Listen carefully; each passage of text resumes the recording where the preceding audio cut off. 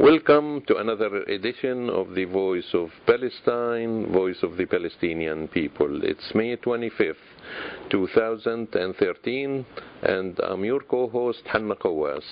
This week we'll be talking with Montreal activist and intellectual Amir Maasoumi. Amir is a long-time supporter of the Palestinian cause who was recently part of a Syria Peace and Reconciliation Mission. He will tell us about his trip to Syria and Lebanon and the work of the delegation. Good evening, good afternoon to you, Amir. I hope I pronounce your name correctly, Amir Maasoumi. It was Maasoumi. Maasoumi. It doesn't matter. Okay. Good afternoon to you and to your listeners. Yeah. It's a really pleasure to talk to you. I've been following your activism on the emails. Could you please tell us first about this delegation? How did the idea came about, and who was participating in it, and the objective of this delegation? Yeah, in fact, since November 2012, I received a message from my friend Mairead Maguire, which is Nobel Peace Prize, Irish Nobel Peace Prize, and she asked me if I am willing to participate to a peace mission for Syria. Then yes, I answered positively, and then the preparation and all the work started. We tried in February, but because of the security measures, we couldn't go there. And finally, beginning of this month, 1st of May, we went to Lebanon first for a couple of days, and then we went to Syria. That mission was, the composition of the delegation was very various, different personalities from more than 8 different countries, led by Mairead Maguire, as I said, and the objective was to see the situation, first of all, the situation of the refugees in Lebanon, Syrian refugees in Lebanon, and the people, Syrian people, the displacement of Syrian people in the country, and most importantly, to have first-hand information and direct contact with the reality of Syria beyond all the information and propaganda that we receive from different sources which are not reliable. Mm-hmm. Mm-hmm. So basically you went first to Lebanon, and then how many people were in the delegation? We were 16 people. Yeah. And from 8 different countries. From 8. You are the only one from Canada? No, we had another Canadian from BC, but she's originally from Canada, but she worked for the peace-making organization in South Sudan. So she came from South Sudan to participate to our mission. And yes, originally she was from she's from Canada. From BC. Okay, so what's the objective of such a delegation? Yes, as I told you, we wanted to see the situation and to find. We hadn't any pretension to bring peace or to help the Syrian people. This is the Syrian problem, and I think the Syrian people, they are enough mature and they have the ability to resolve their problem if the foreigners, even with the goodwill, they leave them alone. But we wanted to just to see and to come and inform the public opinion in the world, and to show also our solidarity with the Syrian people, because we hear the news about the war, about the conflict and destruction and suffering, which is true about Syria, but we don't know the amount of energy from all aspects of the Syrian society for peace, for reconciliation, for dialogue. Even the groups, grassroots groups, citizen groups, community groups who are working for peace, for dialogue, from inside of the areas, region controlled by rebels. Yes. And they can communicate with other people, and they can even achieve some ceasefire, some prisoner exchanges from both sides. And the Syrian people, they are doing wonderful work to exit their country from this situation. Yeah, you mentioned outside interference and outside forces really fighting in Syria. Could you tell us a bit more about it and who are supporting these forces?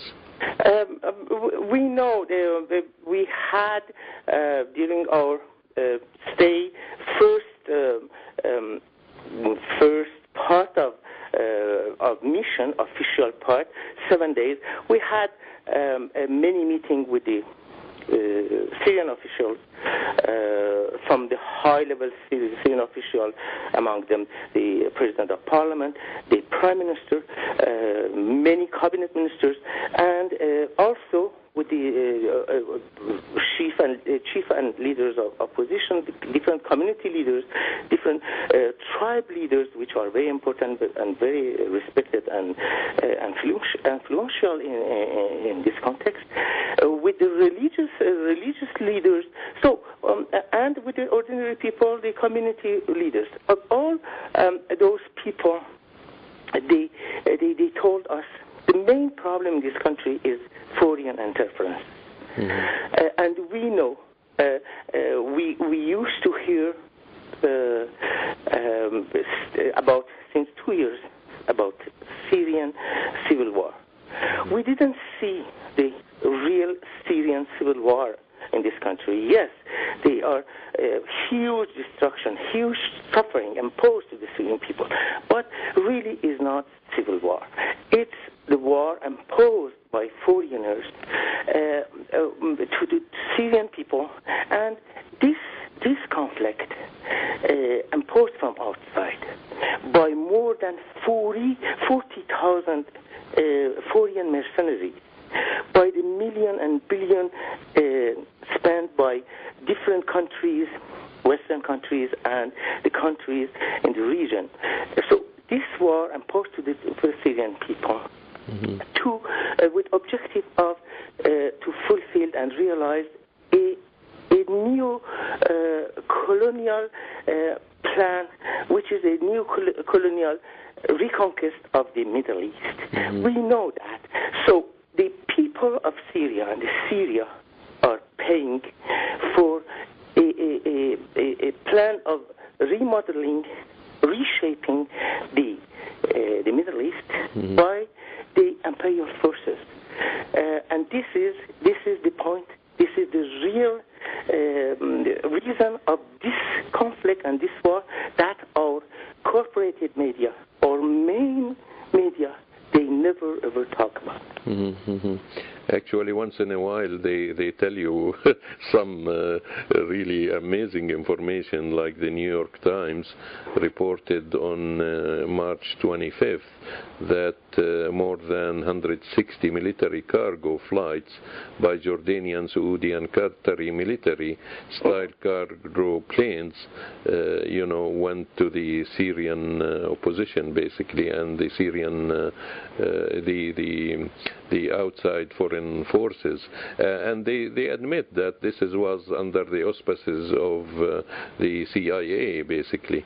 I mean, it's amazing, the amount. I mean, this is not all what we know, but they have said 160 military cargo full uh-huh. of what? Not medical aid. We sure they are full of destruction weapons. Uh-huh. Imagine the amount of it. I mean, it's amazing to what extent they're going. And, you don't see it often, like you said, on the media and in the West. And really, in addition to that, they distort the conflict here by, like you said, claiming it's a civil war and there is basically no support for the Syrian regime internally. What do you think of that? What did you? This is still one of the misinformations, at least I can say. The Syrian regime is not the most democratic and regime in the world and in the region. But the amount of the support that we saw among the different communities and different minorities, Syria is a very diverse society, and in religion point of view, ethnic point of view, and culturally. So the regime has very, very strong social basis support, and if the regime didn't have that support, couldn't continue 2 years and resist 2 years all those assaults and all those attempts to destroy all the social and political structure in the country.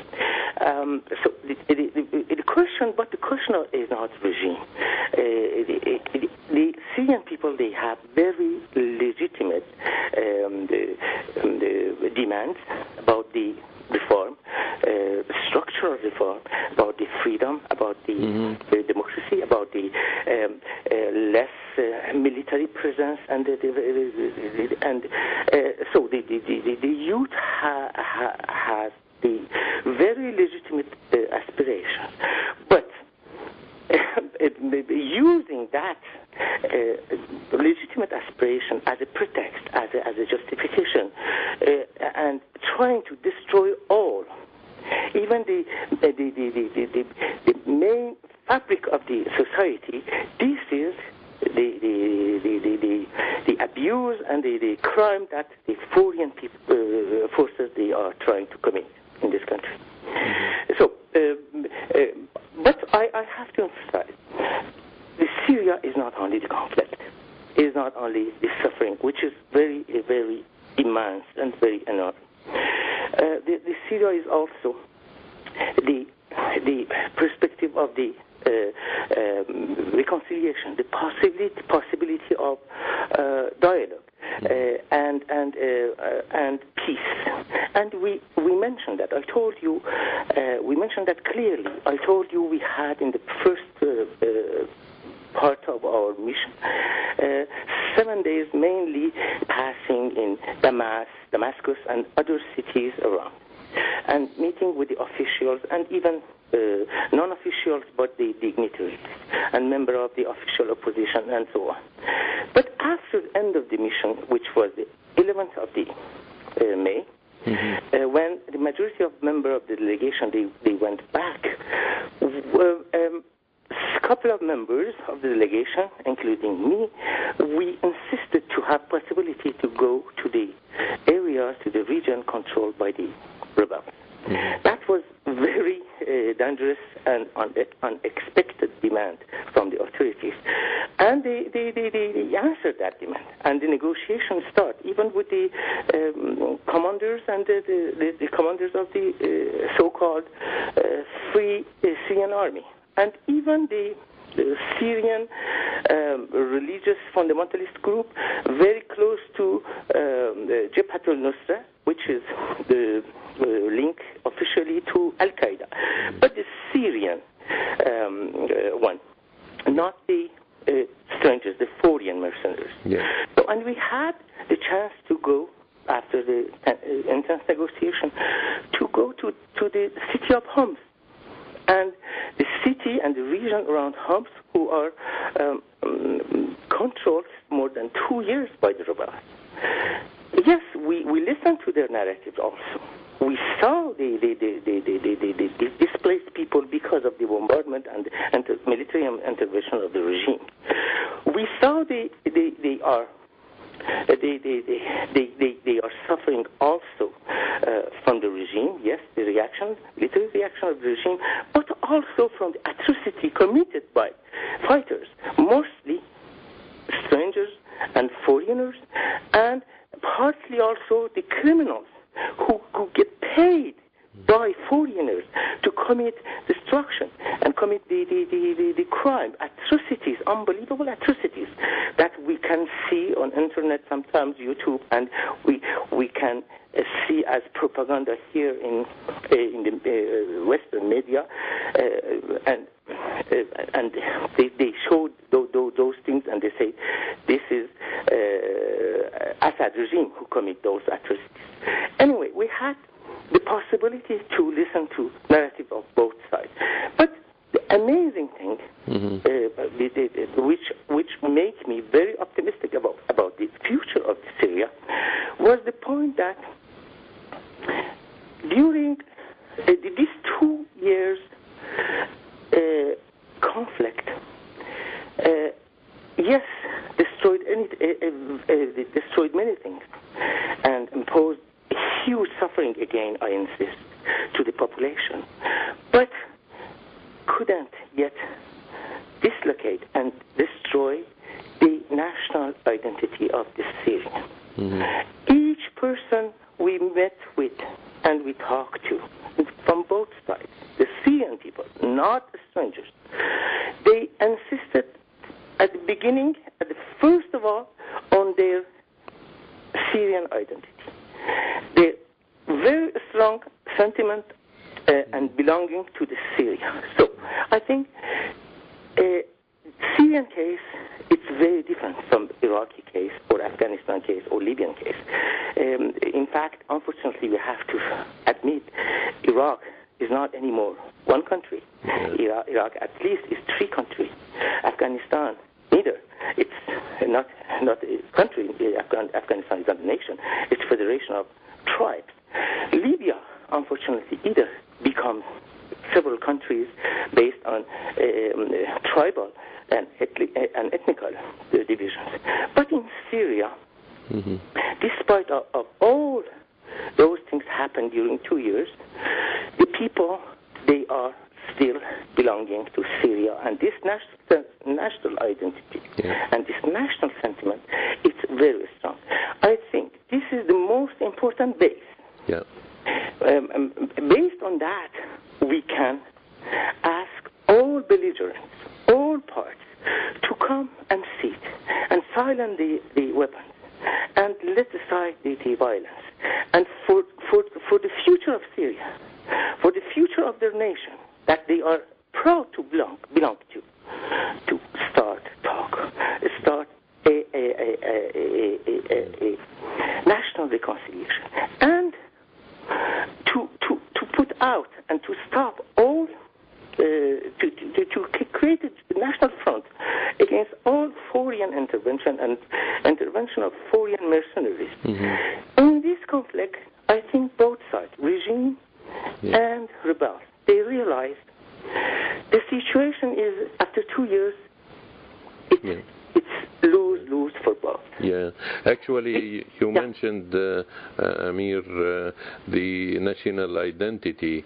I think it has a foundation in history, because this national identity was already destroyed under British and French colonization, where they divided Syria into Syria and Lebanon in the north, and Jordan and Palestine in the south, and then the British gave Palestine to the Zionist movement, and this was Sykes-Picot's deal, which was signed between the French and the British, how to divide even before the First World War finished. So this experience, I believe, has the root cause for this nationalism. People, but we have to. Well, yes, you're absolutely right. But we we have to remember, Syria is not a new country. No. Shamat, which include the 2 days Jordani and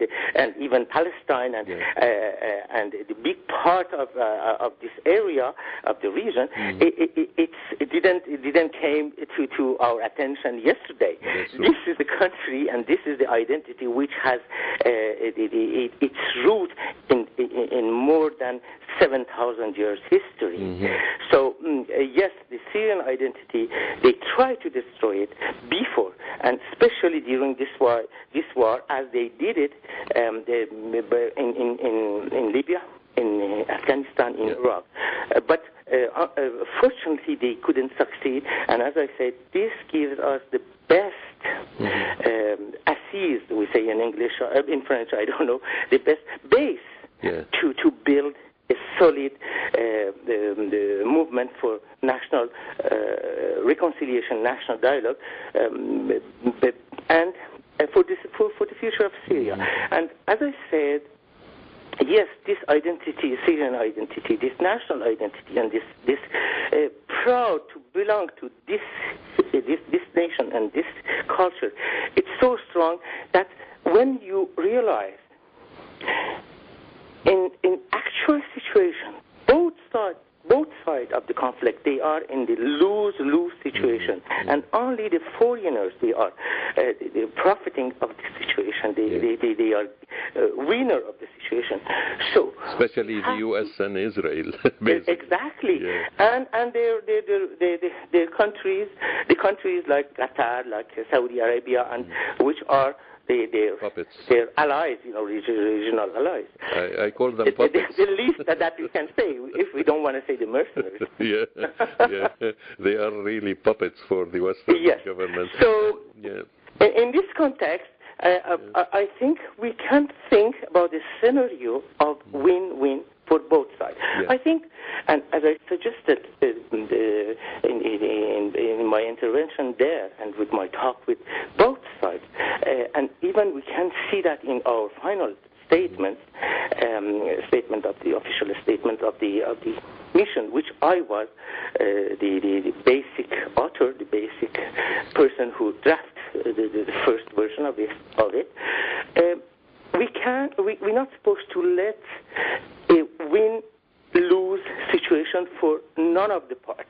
We have to, either parts, we have to create a condition that both parts can feel they want something. That doesn't include the pro-regime and even because any situation except win-win, it's going to be catastrophic for the future of Syria. That's true, but that doesn't include the foreign mercenaries. No, absolutely. We are talking about Syrian people. Syrian people, That's even the most radical group that I had opportunity to meet with them. So I think the dialogue is possible. The peace is possible. But we have to stop, and this is amazing, we have to stop the self-victimization and the demonization of others, absolute self-victimization and absolute demonization of others, which I saw from both sides. We have to start to consider the suffering of others, to be sensitive to the sensitivities of others. So this is the way we can consider and humanize the adversaries which became dehuman, we in the process of the conflict, and especially with the propaganda. And I am very sad to see, since 1 week I'm back from, then returned to Lebanon, and then come back here, to see again and listen to the Western main media's propaganda. It's really sad. I think, and I repeat again, all those news, all those reportages and analyses and expert interventions that they give us in the main media has nothing to do with the reality of the Syria, not even with the reality of the rebels.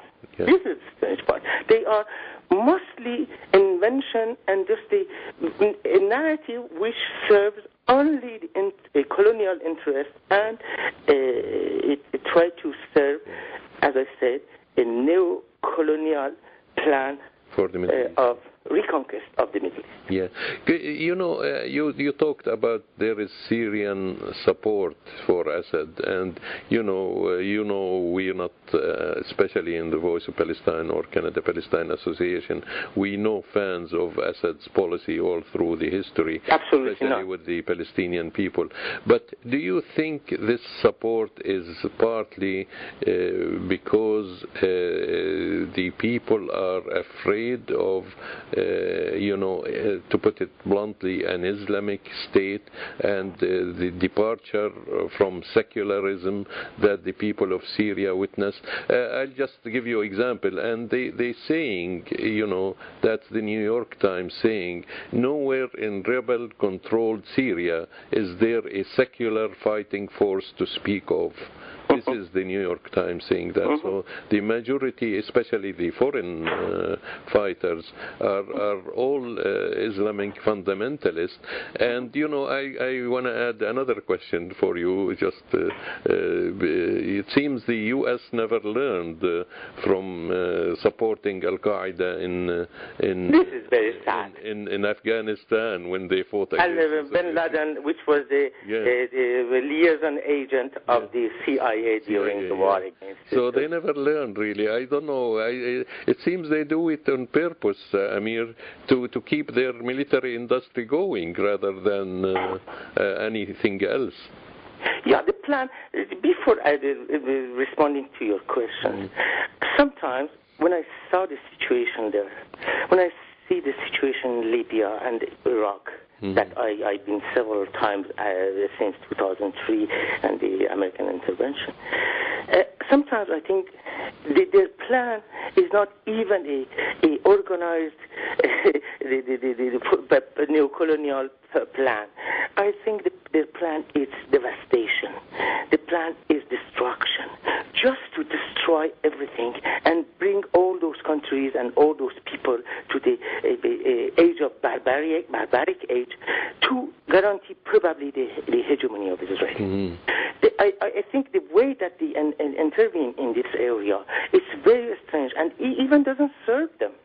This is the very, very bizarre and strange part of this, and that's why I question myself. The people who push United States and Western European countries to those kind of catastrophe situations, really they put them even in the bad situation.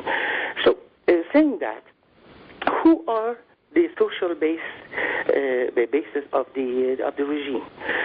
So regime. As you said, we don't have any illusion about this regime. Regime is a regime, a model of the regime, a form of the regime which belongs to a post-colonial and post-colonial and after Second World War independence movements era, and probably for era of the Cold War, and since this structure of power, this administration of power didn't change.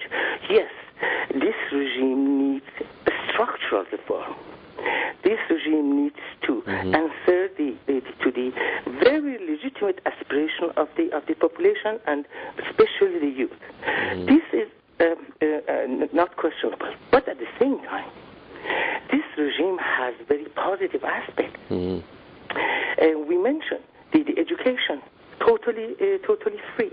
The health, totally free. The price of bread, after 2 years war, still 10 cents a kilo, 85% subsidized by the government, and all other prices on the market of the products, essential basic products for the people. This is really autocratic regime which don't belong to this our time. But at the same time, with the destruction of countries, we cannot have a better country. We have to try to reform this regime. So the supporter of this regime are the many people who are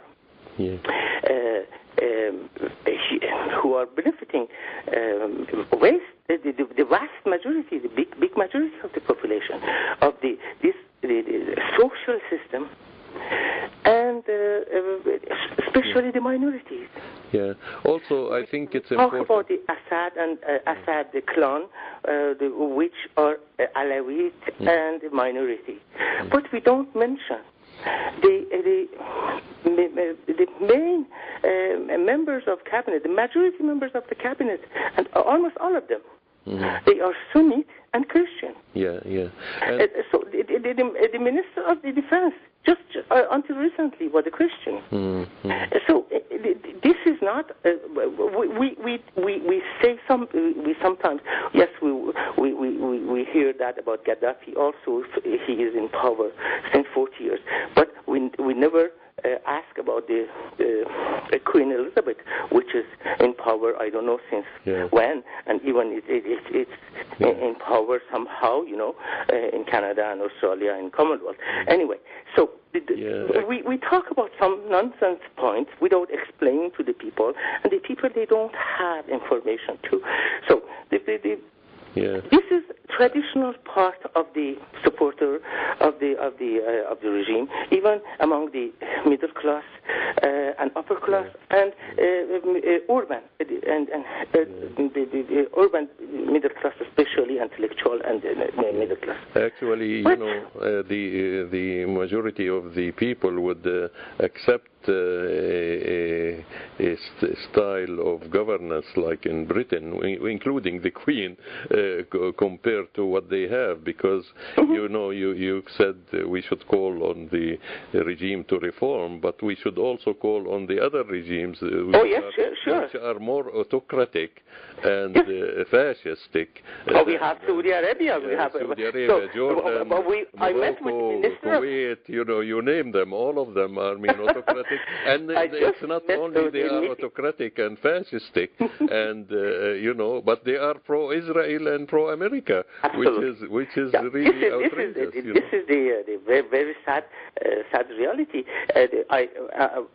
In my meeting with the Minister of Health, which was a very young lady, doctor, she was Muslim, wearing a head cover, and I told her, your presence symbolically in the cabinet, it's very important. I think the Qataris and Saudis who helped the rebels for democracy and freedom in this country, they must come and learn from your cabinet. Yeah, that's true. So you can understand yes, this is the absurd situation. But coming back on the social base of the regime, I can tell you, among the members of the opposition, and we saw that among the Turkmens, among the Kurds especially, and intellectuals, and even the opposition who've been in the jail and subject of torture. We had meeting with many of them inside of the country. Just some of them released recently from the jail. They told us, yes, we came out 2 years ago to demand the reform, the change. But after the things that we saw, after our revolution and our legitimate aspiration has been hijacked by the foreigners and by the imperial forces, and after we became isolated, and in our name, in the name of our social and political movement, they start to destroy our country and they commit these atrocities. So yes, we support that regime because yes, we don't have something, but we have many things, and we have a country. Yeah. We don't want to. We know with those people, not only we don't achieve the things that we are looking for, we are asking for, but we will also lose everything we have already. Yeah, I want to move a bit to Lebanon. You visited the refugees there. Could you tell us a bit about the situation in Lebanon? And I heard most of these refugees are really living in Palestinian refugee camps that already exist there. Could you tell us? That was really very sad, and the refugee aspect and displacement people, it's a very sad part of this of this conflict that nobody talk about. We've been in Lebanon for 4 or 5 days, and we met with many Syrian leaders and many religious dignitaries which are responsible of the churches in Lebanon and Syria, which are the same churches, same entity. And we had a chance to go to see several refugee camps.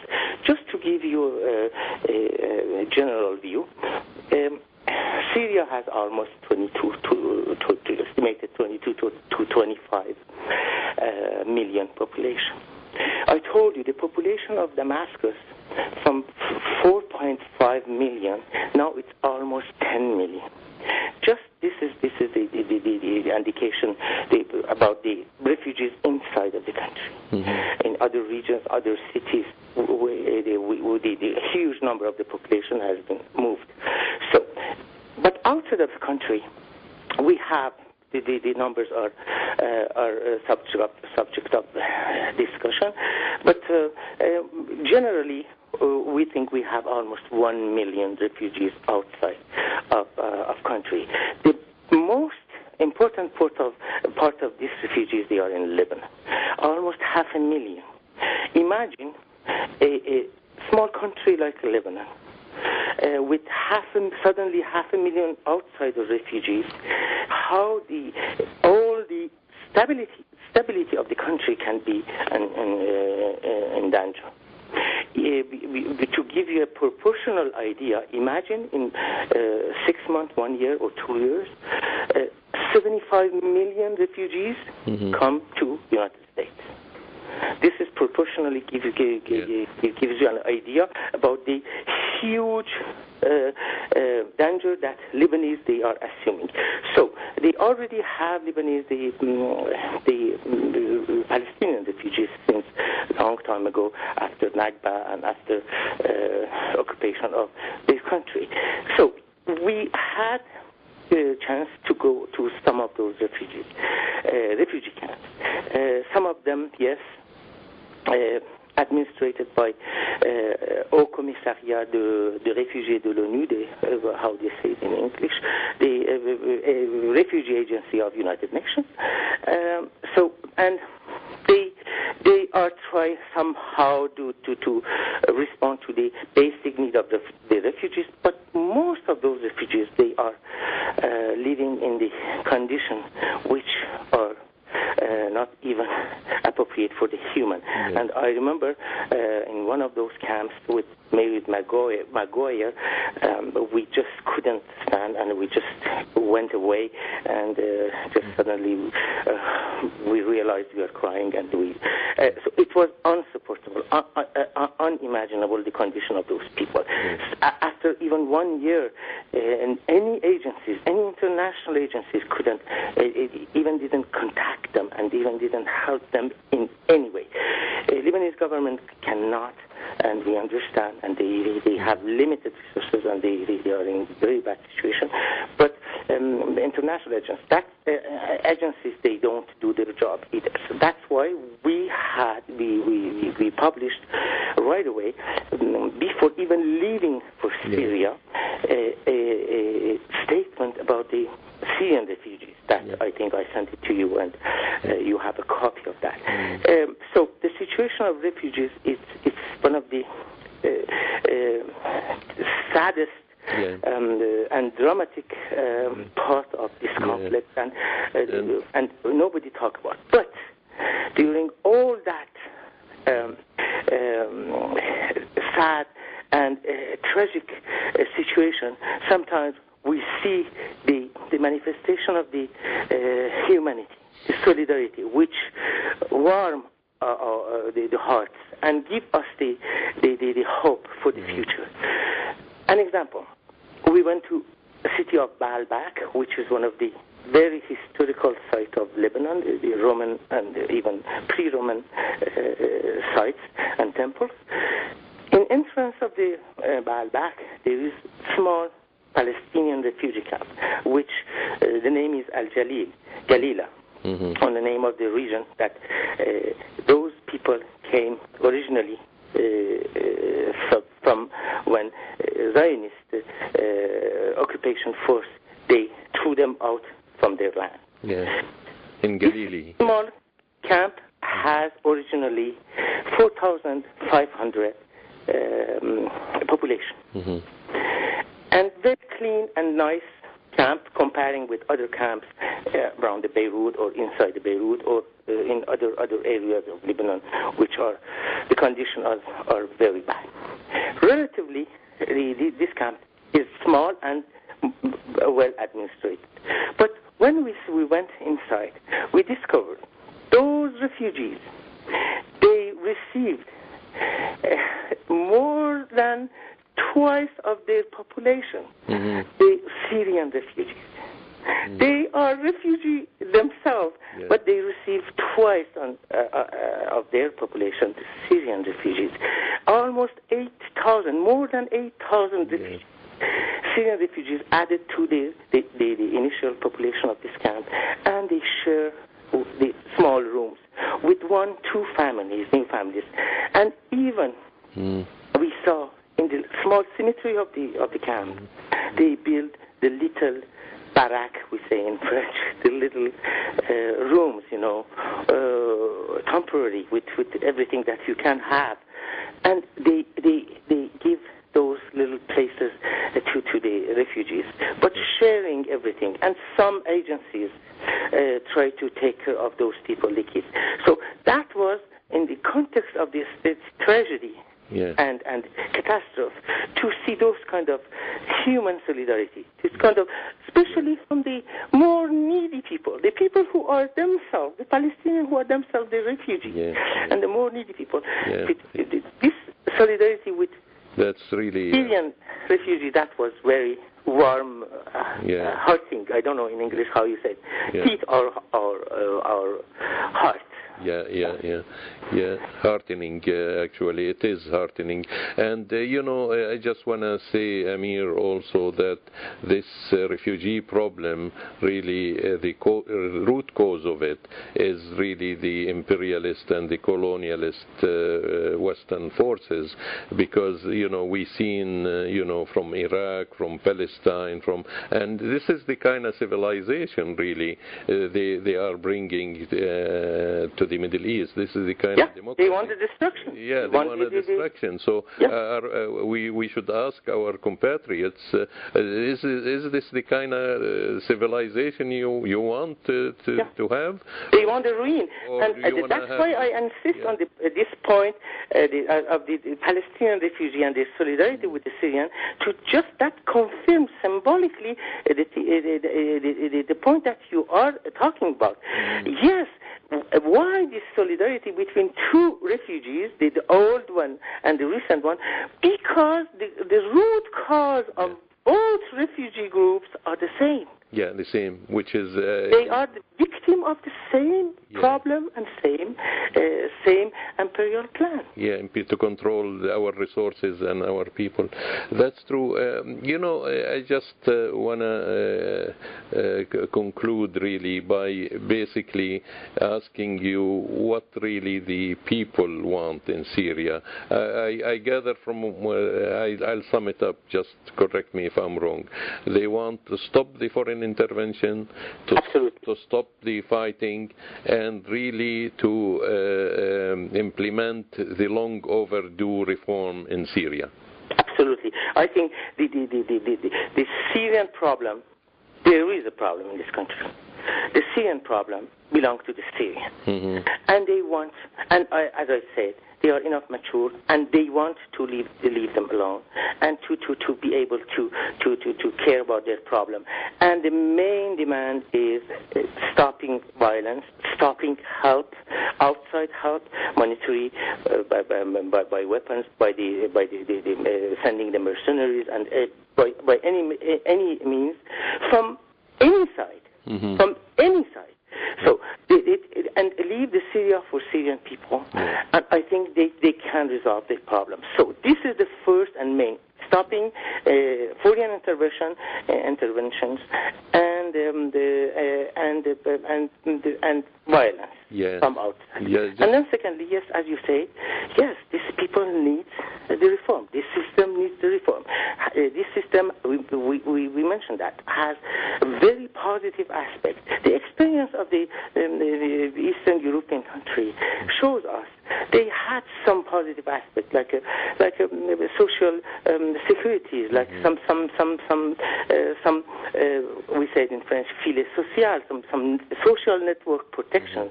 Mm-hmm. But at the same time, the authoritarian regime, the kind of repressive regime, couldn't leave any social and political space for the people. Yeah. So these people, they have legitimate expectations and demands, and they deserve to have positive answers, to receive positive feedback to their demands. Yeah, just I want to ask you one final question also. Was your mission reported in the Canadian press or the Western press in general?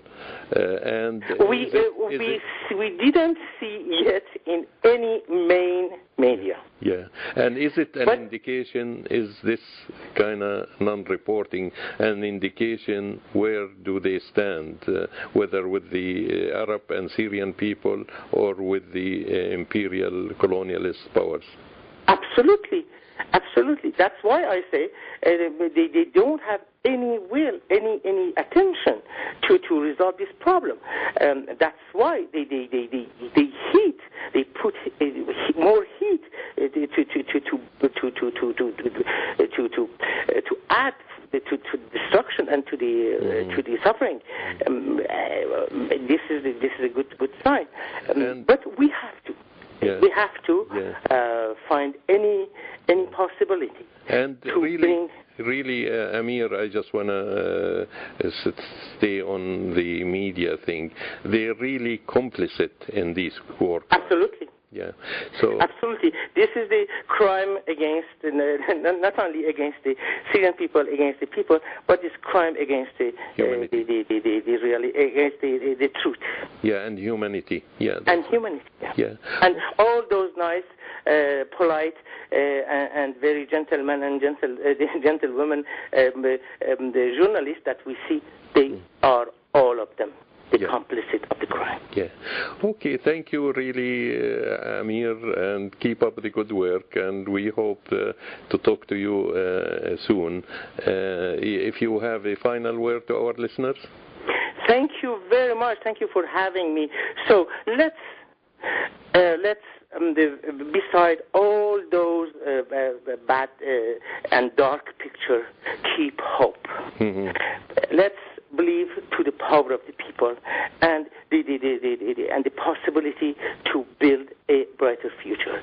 Let's be part of the builders of this brighter and better future. Yeah. And thank you for having me. Yeah, thanks for you, and we are certain truth and justice will prevail. Thanks, Amir. Thank you. And that was Hana Kawas talking with Montreal activist Amir Maasoumi. And with that, we conclude another edition of The Voice of Palestine. I've been your co-host, Mairead Kawas, and our final piece of music is by Jewish-American singer-songwriter David Rovics.